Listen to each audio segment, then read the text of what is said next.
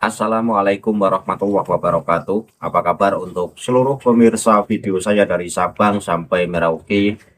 Semoga selalu diberi keberkahan, rahmat, dimudahkan segala urusannya, dimudahkan rizkinya, diberi kesehatan, serta diberi hidayah oleh Allah Subhanahu wa Ta'ala untuk orang-orang yang belum mendapatkannya. Kali ini topiknya masih seperti yang kemarin, yaitu keistimewaan Habib Lutfi versi para mukibinnya. Saya menemukan satu video ceramah dari mukibin yang menyebutkan bahwa salah satu keistimewaan Habib Lutfi adalah ketika ziarah ke makam-makam, maka Habib Lutfi itu disaksikan oleh penghuni alam barzah. Dan Habib Lutfi tentu menyaksikan bagaimana keadaan alam barzah. Maka endingnya Habib Lutfi kadang-kadang lari sekencang-kencangnya karena tidak kuat melihat keadaan orang-orang di alam barzah yang lagi disiksa para malaikat. Kadang-kadang Habib Lutfi juga mendekat karena suka melihat keadaan orang yang ada di alam barzah. Mereka terlihat damai, ibu dan anak itu lagi santai bermain. Nah, dari cerita ini saya tertarik untuk mengulasnya, membahasnya, lalu mengkritisnya. Namun sebelum saya mengkritisinya, alangkah baiknya kita simak dulu cuplikan ceramah dari Mukibin Habib Lutfi bin Yahya. Penonton bisa simak video yang akan tayang berikut ini. Kula nate niki ngapunten nenek cerita bab niki jane ya ifsa usirri umpama kelintu nggih niki guru kita sedaya Rama Yai Mas Rone ingkang kleresaken. Ndoro Habib Lutfi niku nate cerita wiwit alit mawon niku nek ziarah teng kuburan niku kadang kawis beliau harus lari secepat-cepatnya, ning kadang kalis beliau harus mendekat karena marem seneng. Napa? Karena disaksikan alam barzakhiyah.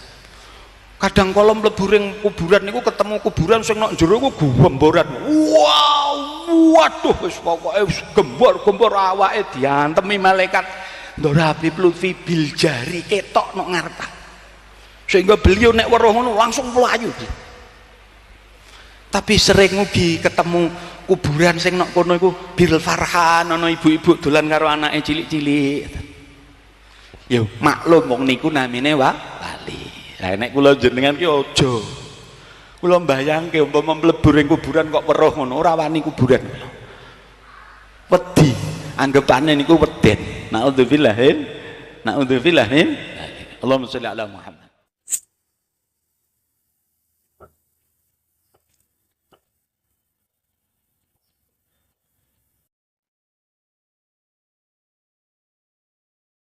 Dari video yang baru saja kita saksikan, itu adalah Mukibin, orang Pekalongan atau orang mana saya tidak tahu.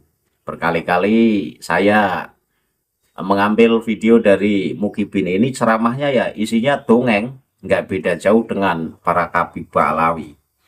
Ceramah yang seharusnya materinya itu kajian Islam, tapi cenderung isinya dongeng-dongeng tebal yang tidak bisa diuji kebenarannya. Kenapa? Ya karena yang disampaikan itu tidak bisa diverifikasi apakah itu benar-benar atau itu bohong-bohongan. Dikatakan tadi bahwa salah satu keistimewaan Habib Lutfi itu ketika ziarah kubur. Kadang-kadang Habib Lutfi lari sekencang-kencangnya karena takut melihat keadaan orang-orang di alam barzah atau di alam kubur yang lagi disiksa para malaikat. Namun kadang-kadang Habib Lutfi mendekat sedekat-dekatnya karena melihat keadaan orang di alam barzah atau di alam kubur itu terasa tentram, nyaman. Misalnya ada ibu-ibu yang lagi bermain dengan anaknya. Ini menggambarkan bahwa orang-orang yang ada di alam barzah itu lagi merasakan kedamaian. Cerita ini cerita yang turun-temurun disampaikan oleh para mukibin Habib Lutfi bin Yahya, selalu saja dari panggung ke panggung dari majelis ke majelis ini menggaungkan kehebatan Habib Lutfi bin Yahya. Nah, dari cerita ini saya berkesimpulan, pantas saja ketika Habib Lutfi menjadi CEO kuburan, memalsu kuburan-kuburan. Ini karena Habib Lutfi diyakini oleh para mukibinnya itu tahu keadaan orang-orang di alam barzah. Kalau Habib Lutfi benar-benar melihat keadaan orang-orang di alam barzah pada saat ziarah kubur, tentu Habib Lutfi tahu dong, itu yang di Semarang itu kan bukan makom KRT Sumodiningrat. Itu penglihatan yang ngawur berarti kan. Nyatanya makam KRT Sumodiningrat itu ya ada di Jogja, bukan di Semarang. Nah, dari sini sudah jelas bahwa dongeng-dongeng yang disampaikan oleh para mukibin itu tiada lain untuk menghebatkan sosok Habib Lutfi bin Yahya. Itu bukan keramat, karena yang namanya keramat itu ya tidak begitu wong keramat kok didongengkan terus-terusan, semakin didongeng Habib Lutfi semakin diam, bukannya malah menegur orang yang membahas terkait keramatnya. Seorang wali beneran ini tidak suka dipuji. Seorang wali beneran itu tidak suka keramat-keramatnya ini diketahui oleh kalangan publik. Artinya keramat biarkan orang tahu tanpa harus didongeng-dongengkan. Nah, kalau keramat yang modelnya begini, kita susah untuk menilainya apakah itu benar atau itu bohong. Berbeda dengan keramat yang bisa disaksikan oleh publik. Karena biasanya keramat para wali itu ya disaksikan oleh publik. Publik itu ada yang menyaksikan sebagai bukti, sekaligus sebagai sarana. Orang yang menyaksikan itu menjadi lebih dekat dengan Tuhannya karena melihat keajaiban yang keluar dari seseorang yang dicintai Allah. Nah, ini kan tidak. Keramat bisa melihat seluruh penduduk alam barzah, bahkan melihat keadaan orang-orang yang ada di alam barzah. Ada yang disiksa, ada yang lagi santai-santai bermain dengan anaknya. Ini keramat apaan? Saya sebut bohong. Ya, Anda tidak bisa membantahnya. Kenapa? Ya, kalau Anda membantah, memang Anda tahu kalau itu benar-benar Habib Lutfi bisa.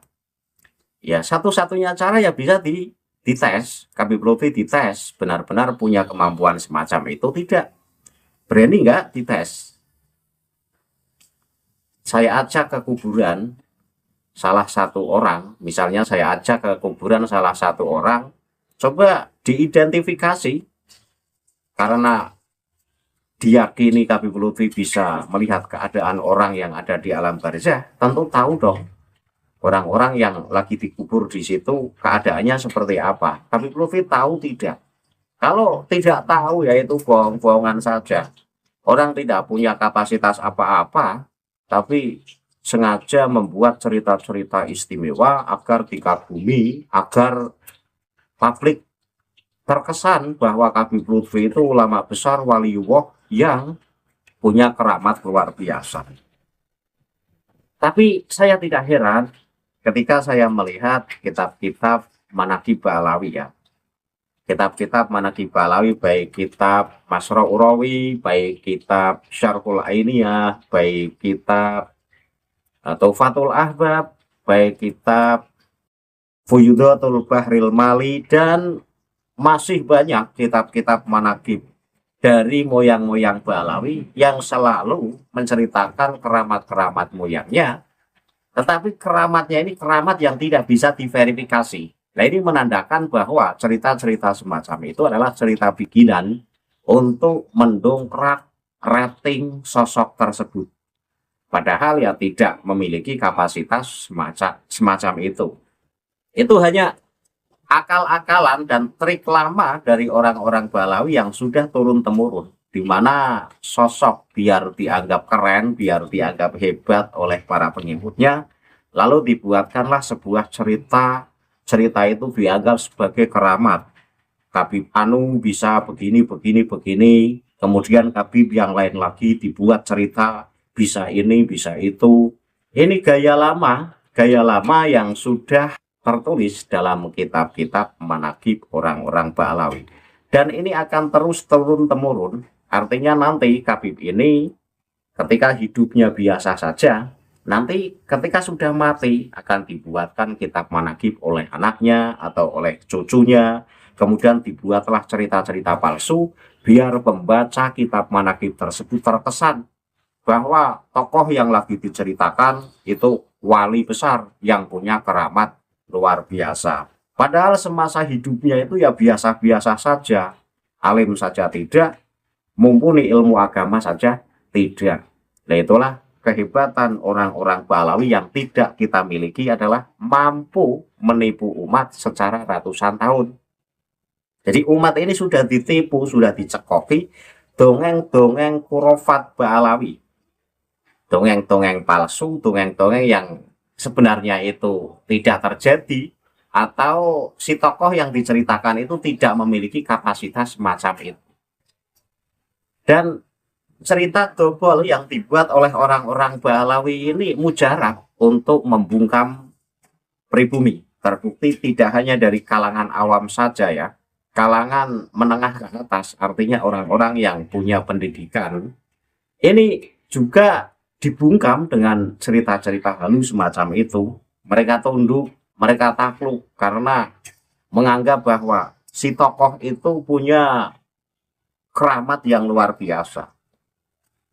Kita tak boleh lupa dengan cerita kehebatan Habib Lutfi yang lain ya, yang diceritakan oleh mukibinya, di mana Habib Lutfi pernah diberi cincin langsung oleh Rasulullah. Itu juga halu dobol, di mana diceritakan oleh mukibin pula setiap kali rutinan Jumat Kliwon di kediaman Habib Lutfi, para malaikat hadir, para nabi hadir, bahkan Nabi Khidir hadir, bahkan yang tak habis pikir Rasulullah hadir, bahkan ngopi-ngopi di kediaman Habib Lutfi bin Yahya. Ini kopinya kopi apa? Kalau memang Rasulullah hadir di rutinan Kliwonan Habib Lutfi, Rasulullah ngopi-ngopi di kediaman Habib Lutfi, itu kopinya kopi apa? Rasulullah sukanya kopi apa? Yang membuatkan kopi untuk Rasulullah siapa? Nah ini kan sudah cerita-cerita dobol kayak gitu terus-terusan dibuat oleh orang-orang Ba'alawi dan disampaikan oleh para mukibinya.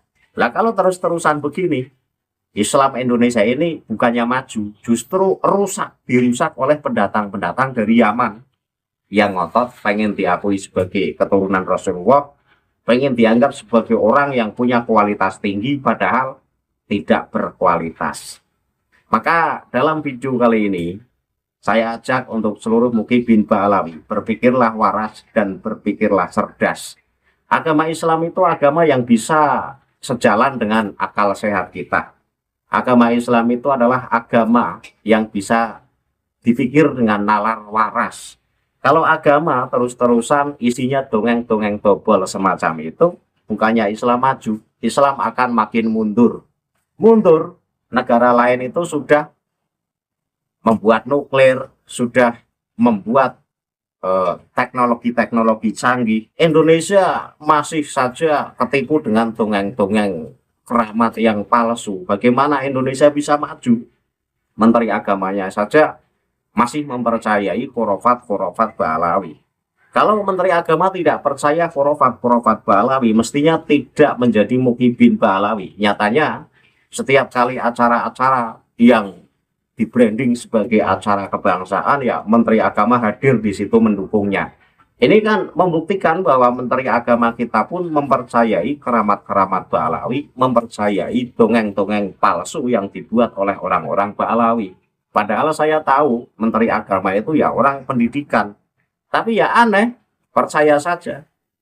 Entah karena unsur sungkan, pekewo, sudah terlanjur punya kedekatan khusus dengan kabib-kabib Ba'alawi atau bagaimana.